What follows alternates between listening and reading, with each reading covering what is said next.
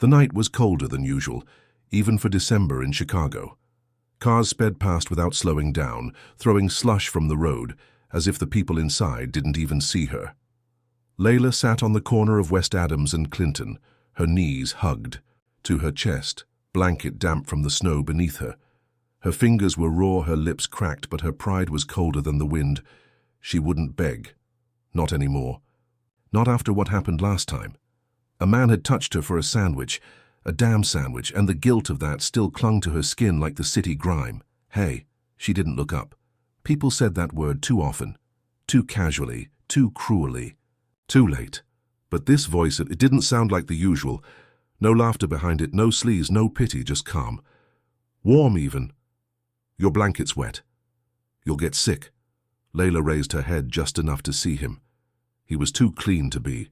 From this side of the tracks. Black coat, real leather boots. Hair like he belonged in magazines, not alleyways. She stared. What do you want? Nothing, just saw you sitting here, thought maybe you'd want a hot drink or something. Not a prostitute, she said sharply, voice cracking. His brows lifted, then softened. Didn't say you were. Silence. He looked around as if unsure what to do. Then slowly, like he didn't want to spook her, he sat down beside her. Not close. Just near. Layla blinked. You crazy? Probably. He smiled, eyes not leaving hers. But this sidewalk's looking like where I'm meant to be tonight. She frowned, shivering harder now. Rich boy out slumming for a thrill? His smile faded. Not rich anymore. Layla laughed bitterly. Yeah, okay. He pulled out something from his pocket. Not cash, a photo of a house, big stone ocean in the background, that was mine. Walked out of it 3 weeks ago. She stared at the picture, then him. Why? He looked away like the words were hard. Because what I had didn't mean shht. My family, if you could call them that, treated people like numbers. I was numbers too, just higher up the list. But I couldn't breathe there, couldn't think, so I left. Left to be homeless. Left to be human. Layla almost laughed, but something about him didn't feel fake. He looked too sad to be lying. His eyes had that heavy silence, like someone who'd seen too much, too fast. You don't know what it's like, she muttered. No, he admitted, but I'd like to try understanding it if you'll let me. She gave him a look. People don't try to be homeless. You either fall or get pushed. You don't wake up and decide you want to freeze to death with strangers. He nodded. Maybe, but I'd rather freeze beside someone honest than burn alone in a mansion. They sat quiet for a while.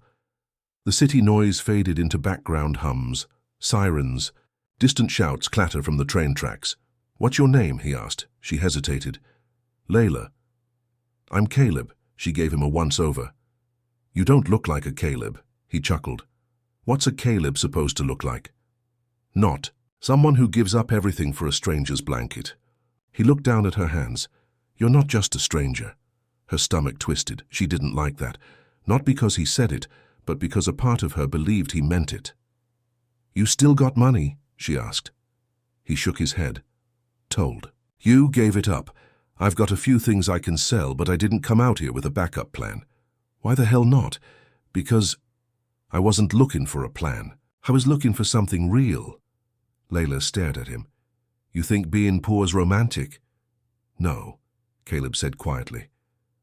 I think your pain is. It's real, not dressed up or hidden. It's ugly and strong and honest. And I wanted that. I needed it. Her eyes burned. She looked away. I'm not special, Caleb. I ain't clean. I ain't pure. He tilted his head, voice low. You think I'm sitting here because I want something from you. Ain't that how it goes? She whispered. Everyone wants something, even kindness comes with a price. Caleb shook his head. I don't want anything you don't want to give. I'm just tired of being rich and dead inside. Layla stared at the city lights. Her fingers trembled again. She didn't believe in miracles. But tonight, maybe she'd believe in the strange man who gave up his kingdom just to freeze beside her. The morning sun didn't bring much warmth, just light that made everything uglier. The streets looked grayer, the people colder. Layla's eyes burned from barely sleeping, but she didn't move. Caleb was still there, sitting up against the wall with his coat wrapped around both of them.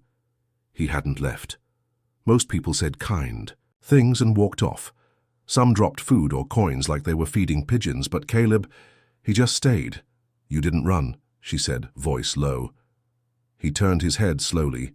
His face looked tired, beard a little thicker, eyes darker in daylight. "Didn't plan on it, you should have." "Why?" "Because this ain't a movie. You're gonna get cold, sick, hungry. Then you'll go crawling back to whatever castle you came from." He didn't flinch. "That's not home anymore. You think I don't know how this ends? I've read the headlines. Billionaire loses mind, lives on streets. But I don't care what it looks like. I care what it feels like," she frowned. "And how's it feel now?" "Honest." Layla wanted to scream at him. "Honest. This life wasn't poetry. It was piss-smelling stairwells, men with knives in their coats, and women who cried themselves to sleep after trading their bodies for warmth." But something about Caleb's voice, steady, not naive, made her pause. Maybe he wasn't stupid. Maybe he was broken in a way she recognized. "You're gonna regret this," she muttered. He didn't reply. He just pulled the coat tighter around her shoulders. By afternoon, they'd moved to a quieter alley, one with less foot traffic. Layla knew the spots. "You learn fast out here, fast or you disappear." He offered her a protein bar. She stared. "Where'd you get that?" "Guy at the shelter gave it to me." "You went without me?" "Didn't want to leave you alone too long," he said. "But you were out cold. Looked like you hadn't slept in days." She took the bar slowly. "You keep acting like this, people gonna think you're soft." "I'm not soft," he said. "Just human." She opened the wrapper with shaky fingers. Her stomach growled loud enough for him to hear. She almost felt ashamed. "Stop looking at me like that," she said. "Like what?" "Like I'm something more than just a girl with a blanket and no past." "Because you are." "No, Caleb. I'm not." She looked him dead in the eye. "You want to know the truth?" He nodded. "I was 16 the first time I slept outside. Mum OD'd in the bathroom of a Greyhound station. Cops found me 2 days later, dirty and starving. They threw me in a foster home where the man touched me every night and told me it was love. I ran. Got worse. Men found me, used me, then left, and now here I am, eating a bar from a man who gave up everything because he thought pain was poetic." Caleb didn't look shocked or disgusted. He just listened. "Like it mattered. I'm sorry, Layla. Don't be, I'm not." Her voice cracked. "I stopped feeling sorry a long time ago." Caleb took a breath.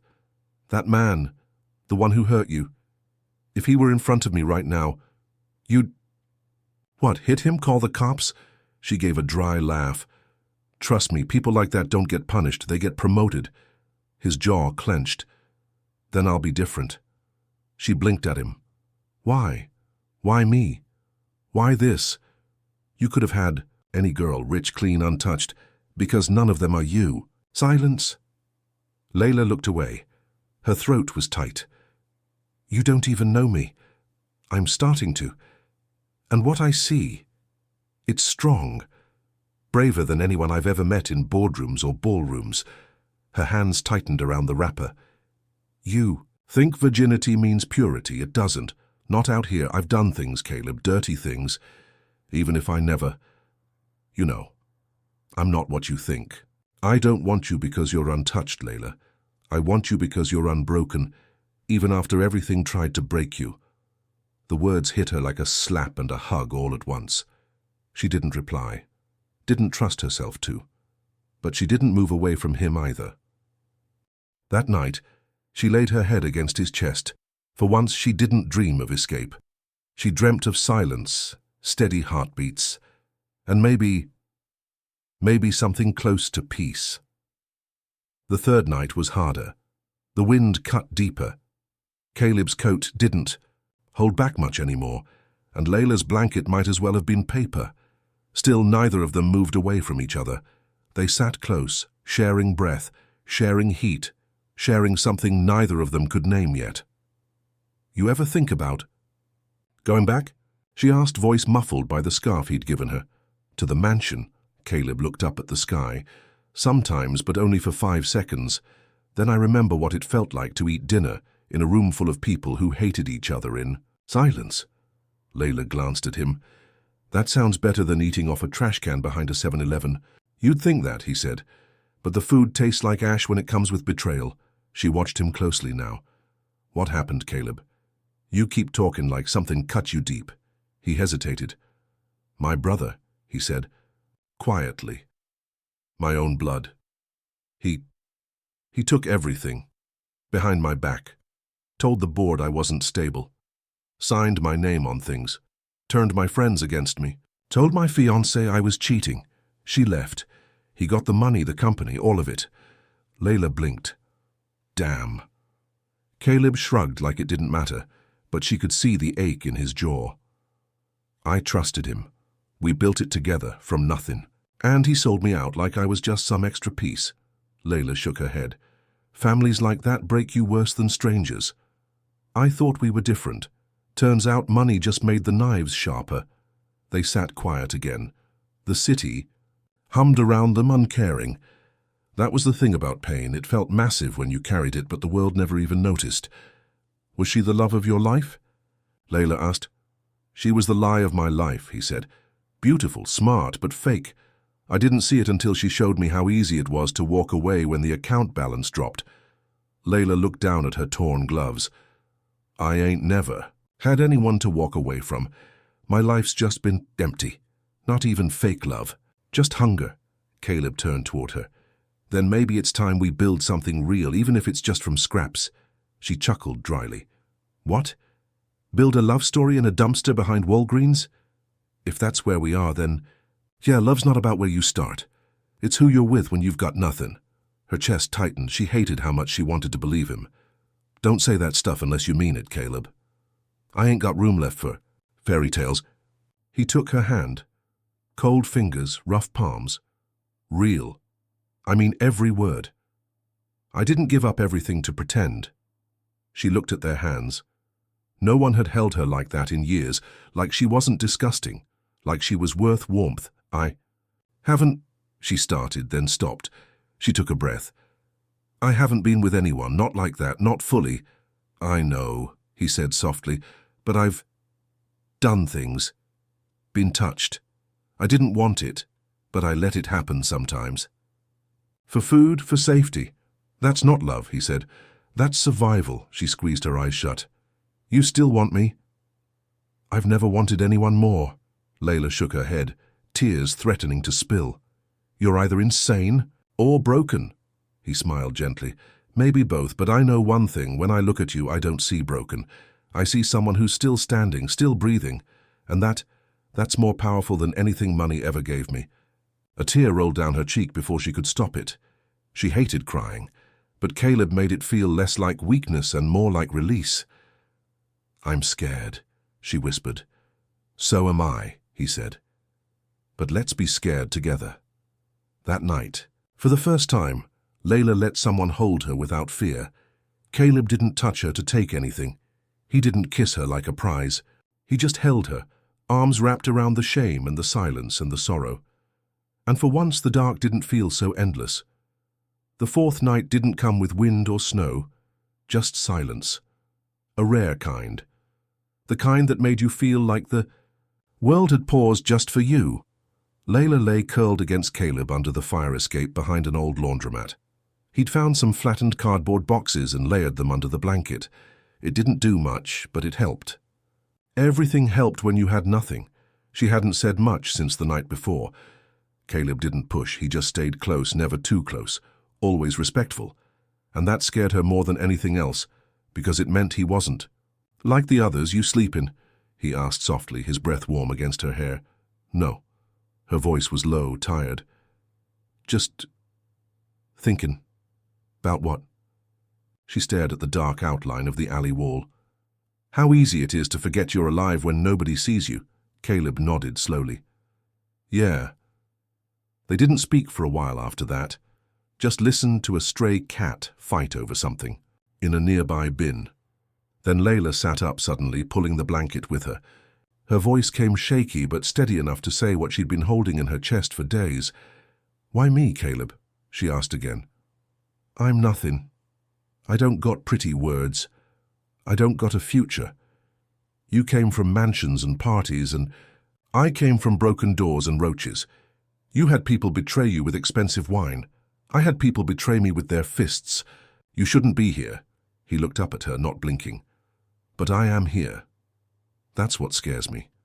She stood, wrapping the blanket around herself tight like armor.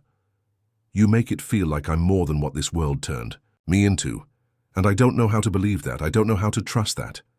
Caleb rose slowly, dusting snow off his jeans. "Layla," she held up a hand. "No. You need to hear this. I've been on these streets since I was 15. Ain't nobody held my hand unless they wanted something. Ain't nobody cared unless they were drunk or guilty. And now here you are, talking about love and starting over and holding. Ain't like I'm made of glass." She paused, tears rushing up before she could stop them. "I ain't glass, I'm splinters, I'm pieces, and I don't want to break you too." Caleb stepped forward slowly. "Then let's bleed together. If that's what it takes." She laughed bitterly through tears. "You're too good, it don't make sense. I'm not good, Layla. I just know. When I looked at you that first night, I saw someone who's still fighting. That matters more than where you sleep or what you've done. You don't even know what I've done. Tell me." Layla's jaw clenched. "I stole from shelters, lied to people trying to help. I left a girl behind once because she was too sick to walk. I just ran. I ran, Caleb, like a coward." He stepped closer. "You were trying to survive. I didn't come back. She might have died, I don't know. And it still haunts you. That means you haven't lost yourself." She wiped her face, angry at the tears. "You keep trying to make me good, but I ain't. I'm just someone who's tired." "I'm tired too," he said. "But I'd rather be tired with you than rested in a palace full of lies." Layla looked away. Her body trembled, not from cold, from something deeper, something cracking open. "I still got it," she said after a long pause. "Got what?" "My virginity." Her voice broke again. "It wasn't a choice, just luck. The times they tried, I fought hard enough, or they got too lazy. But I never gave it, not to anyone. And now I feel like it's not even a part of me anymore. Just this ghost hanging over me, like I'm supposed to trade it for safety someday." Caleb swallowed hard. "You don't owe it to anyone, Layla. Least of all me." "I know." Her voice dropped to a whisper. "But I want to give it to someone who don't see it as a trophy. Someone who sees me. All of me. Even the ugly." Caleb stepped forward, slowly placing a hand on her cheek, soft and steady. "I see you, Layla, and I don't want your body unless your soul's safe too." The breath she didn't know she was holding spilled out of her lungs like a wave. "I'm scared." She said again. "So am I," he whispered. "But I'll stay scared if it means staying beside you." That night they didn't touch, not like that. They just laid close, forehead to forehead, heart to heart, both cracked, both healing. And in that quiet space between pain and peace, Layla started to believe that maybe, just maybe, love could grow even from the ruins. By the 5th day, something had changed. Not around them. The streets were still rough, the people still cold, the hunger still sharp. But between them, something softer had slipped into the silence. Layla noticed it first when Caleb woke her before the sun rose.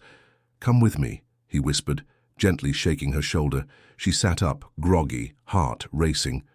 "What is it?" "Just trust me." She didn't know why she got up. She didn't trust easily, hadn't in years. But when Caleb looked at her like that, like she was more than her scars, she moved without thinking.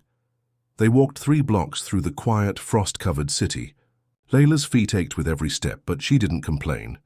Caleb led her behind an old church. The backyard was empty, fenced in, but wide open to the sky. "Why here?" she asked, hugging her arms against the cold. "I used to come here, with my mom, before everything got loud, before money made us strangers. She'd sit here and just breathe." Layla looked up. The sky was streaked with grey and faint orange, the kind of color you didn't see when you were sleeping under awnings and bridges. "Feels quiet," she said. "Yeah," he smiled. "Thought maybe you needed a piece of peace too." They sat in silence for a while, backs against the stone wall. "I had a little brother," Layla said after a long pause. Before all this. Caleb didn't interrupt. He was 8 when I left. I was 15. Mama died and I knew they'd split us up in foster, so I ran. Figured if I made it, I could come back for him. Her eyes watered, but she blinked it back. I never made it. And I don't know where he is now. If he's even alive, I think about him more than I think about myself. Every night I wonder if he hates me, if he remembers me. Caleb touched her hand gently. He probably remembers you better than you think, he said. Kids remember the love, not the leaving. Layla gave a half laugh. You always got a line, huh? Not a line, just the truth. She turned toward him. What about your mum? Died 3 years ago, Caleb said quietly. Cancer, fast, brutal. My brother didn't even visit her in the hospital until the final week. She frowned. And you still trusted him after that? I wanted to believe blood meant something. That was my mistake. Layla looked down. I don't think blood means shat. I didn't either, he admitted. Until I met you. She blinked. What? You bled for your brother. Not literally, but your whole life became survival, so he could maybe have a better one. That's real. That's more than anything my family ever did for each other. She didn't know what to say. Compliments didn't sit well on her skin. They felt foreign, like wearing clothes that didn't belong to her. You make me feel like I'm still a person, she said softly. You are a person, Layla. The world just forgot. I didn't. Her throat burned. She looked away. I think about giving it to you sometimes, she whispered. Not out of pressure, not out of guilt, just because when I'm with you, I forget I was ever used, or dirty, or not enough. Caleb didn't speak right away. He just reached out and touched her face gently. Then I'll wait, he said, as long as it takes, because I don't want just your body. I want your yes, your choice, when you're ready, not when you're afraid. I'll leave. Tears slipped down her cheeks. She didn't bother wiping them. Everyone leaves. I won't. You say that now, Dee. He leaned in, kissed her forehead, slow, soft. Then let me prove it. For the first time in years, Layla didn't feel hunted. She didn't feel like prey. She felt held, not owned, not used. Just held. The kind of holding that said, I see the fire in your ruins and I'm not afraid to stay warm by it. She curled into him, letting herself feel, letting herself be. And somewhere inside all that brokenness, a part of her began to heal. They didn't talk much over the next 2 days, not because they had nothing to say, but because some silences felt full, like words would only cheapen what they were starting to build. Caleb stayed close, always nearby, but never hovering. Layla noticed the way he looked at her when he thought. She wasn't watching. There was no hunger in his eyes, no expectation, just presence, real and steady. That was new for her. People always wanted something. A touch. A lie. A piece of her soul for a few hours of safety. But Caleb just wanted her. He sold the last expensive thing he had on the 6th day, a watch that probably cost more than most people made in a month. She saw him slip it off and hand it to a pawn shop guy without blinking. He used the cash to buy a few nights at a motel down on Franklin. It was small and smelled like bleach, but it had heat. A bed, a shower, and a door that locked. Layla stood in that room, just staring. It felt too clean, too quiet. Her fingers twitched. You okay? Caleb asked, dropping the plastic bag of food on the desk. She nodded slowly. Yeah, I haven't been in a place like this in years. It don't feel real. Caleb pulled off his coat and sat on the edge of the bed. You're safe here. That's real. She stayed near the door, unsure of what to do with herself. Her body was tense, ready to run. Trauma did that, made comfort feel like a trap. You hungry? He asked, unwrapping a sandwich. Got your favorite? Egg and sausage, no cheese. She didn't answer, just stared at the floor. He watched her for a moment, then stood and walked over, slowly, carefully. You don't have to do anything, Layla. Not tonight. Not ever. I know, she said quietly. He gently reached for her hand. She let him. I want to, she said after a long pause. Not because I feel like I owe you, I don't, but because I finally feel like it's mine to give. He squeezed her fingers. Then let's not rush it, let's do it right. They sat on the bed side by side, the sandwich untouched, the TV off, just the soft sound of a heater humming in the corner. "Can I ask you something?" she said. "Anything. What if I can't forget all the stuff that's happened to me? What if it ruins this? What if every time you touch me I remember someone else who did it wrong?" Caleb didn't flinch. "Then we go slow, and when you need space, I give it. And when you need silence, I stay quiet. I don't want your body to forget. I want your heart to feel safe again." Layla's voice shook. "You talk like love's this easy thing." He looked at her, eyes soft. "It's not easy, it's just worth it." She moved closer. Her head rested on his shoulder. His arm wrapped around her, not tight, just enough. "Can I ask you something?" "Now?" he said. "Yeah. Why me?" She smiled a little, even through the fear still sitting in her bones. "Because you looked at me like I was human. And not many people ever did." They lay back on the bed, fully clothed in trust. And when her fingers found his and their hands locked together, it wasn't about sex or desperation or payment. It was about choice, it was about healing. It was the beginning of something slow and honest. And that night, under stiff motel blankets and buzzing heater coils, Layla didn't cry herself to sleep for the first time in years. She just slept beside someone who never asked for her soul, just offered to carry a piece of it with her. The motel room became their little world for the next few nights. It wasn't fancy, cracked wallpaper, a flickering lamp, water stains on the ceiling, but for Layla it felt like a palace, because it was the first place in years where she could breathe without fear waking her up at 3 a.m. Caleb didn't crowd her. He didn't ask for anything, he just was. Every morning he made her laugh a little. Every night he held her the way no one ever had, without taking, without pressing, just being there. And that broke her in the softest way. "You know, I still don't believe this is real, right?" she said one morning, sitting cross-legged, on the bed wrapped in his hoodie.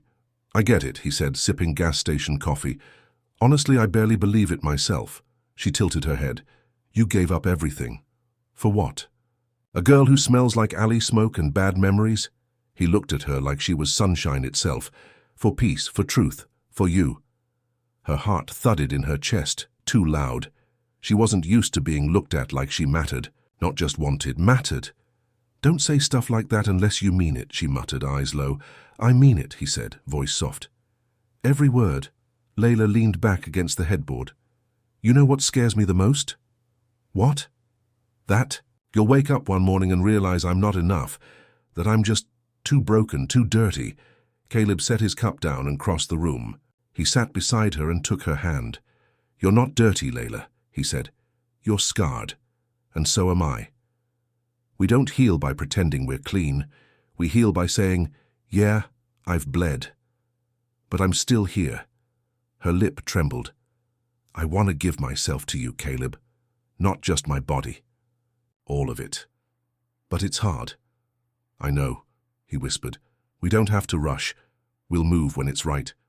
She nodded, but her fingers wrapped tighter around his. Later that night, she stood in front of the mirror, staring at herself. Her ribs still showed. Her arms were thin. Her face had lines a 22-year-old shouldn't have. But her eyes didn't look empty anymore. When she walked back into the room, Caleb was lying on the bed, shirt off, half asleep. He looked tired, honest, beautiful in a way no magazine ever could have captured. She climbed in beside him and pulled the blanket over them both. "I'm ready," she said, barely louder than a breath. Caleb blinked, looked at her gently. "You sure?" She nodded. "I want this to be mine, my choice, and I want you to be the one." He kissed her forehead first, then her cheek, then her lips. Every touch slow, asking, not grabbing, not assuming.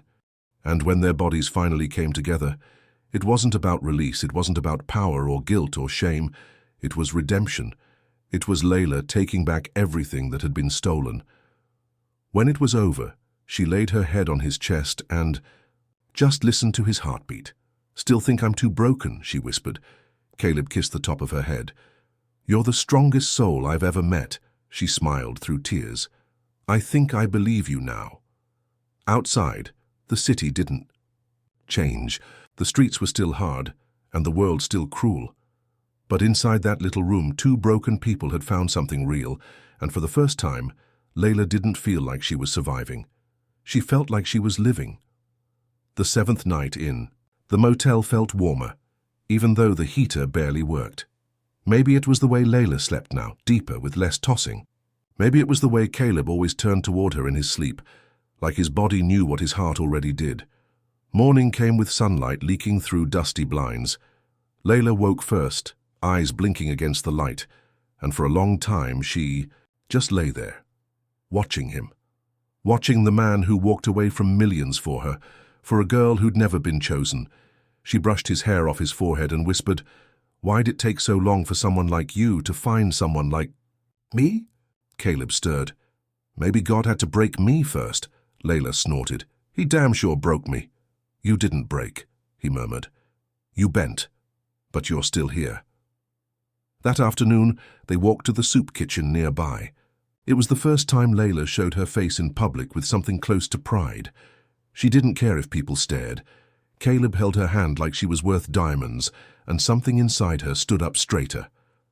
"I never thought I'd be someone's girlfriend," she said, half laughing as they waited in line. "You're not," Caleb replied. "You're my person. There's a difference." Layla rolled her eyes. "You're such a cornball, and you love it," she smirked. "Yeah, maybe I do." The man behind the counter handed them soup and bread with a nod. Caleb said thank you like he was still used to maids and private chefs. Layla nudged him. "You're the only billionaire I know who says thank you for stale bread." He smiled. "It's the best bread I've had in years." After lunch, they sat by the train tracks, backs against a concrete wall, sharing a stolen soda. "You think about going back?" she asked, not looking at him. "Every now and then," Caleb admitted, "but only when I forget how it felt to be nothing more than a bank account. This, sitting with you, it feels real, even if we're broke, even if we've got nothing." "You've got me," Layla said softly. Caleb turned. "And that's everything." That night, they returned to the motel for one last paid night. Caleb had a little money left, but not much. Enough for maybe 2 more days before they'd have to figure something out. Work. A real plan. Something. They lay in bed, side by side, staring at the ceiling like it held answers. "Tell me something true," she said suddenly. He thought for a moment. "I'm scared I won't be enough for you once the world starts creeping back in." She turned her head. "You already are." "Tell me something true." Layla sighed. "I still don't know how to live without fear. Even now. Even with you." Caleb reached out, his fingers brushing hers. "Then let's be scared together." She smiled. "That line again, huh?" It worked, didn't it? They laughed, soft and tired. And it was the kind of laugh that wrapped itself around the wounds and made them less painful. Later, as they lay in the dark, she whispered, "You saved me." "No," he said. "You saved me." She didn't argue. She just rested her head on his chest, listening to the steady rhythm of a man who had everything and gave it all up to feel human. And in that final hour of quiet, Layla understood something she hadn't before. Love wasn't about what you owned. It wasn't about saving or being saved. It was about staying when the world turned its back, when the cold came, when there was nothing left but each other, and Caleb stayed. Not because he was trying to be a hero, but because he finally found someone who made being alive worth it. So she held him close. And in that room, in that fragile, borrowed peace, Layla knew she wasn't homeless anymore, because she had him, and he had her, and together they had everything.